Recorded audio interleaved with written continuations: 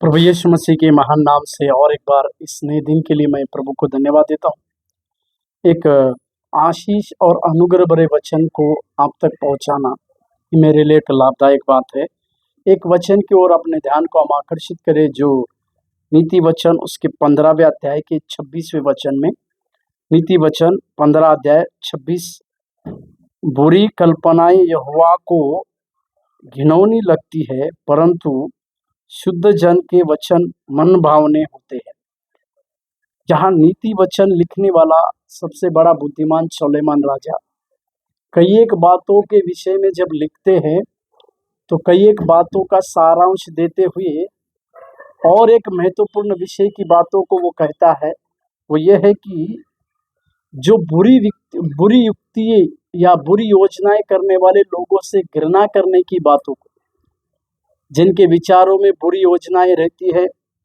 या जिनके विचार हमेशा के लिए बुरे रहते हैं, ऐसे सारे बुरे विचार रखने वाले और अपने जीवन काल में इस बातों को ना समझते हुए कि बुरी बातों से परमेश्वर घृणा करता है,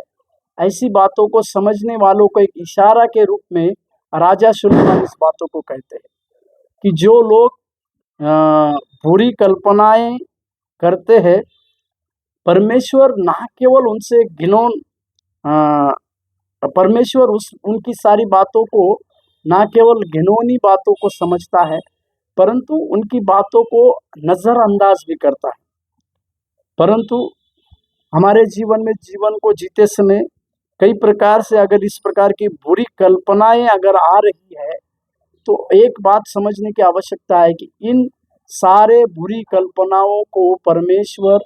यहोवा घिनौना समझता है या एक व्यर्थ समझता है। परंतु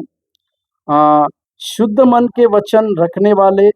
मन भावने होते, मतलब जो अपने मन में शुद्ध वचन को रखते हैं, जो अपने मन में परमेश्वर को शुद्ध हृदय से ढूंढते हैं, उनकी वचन यानी उनकी बातें जो है मन भावनी होती है।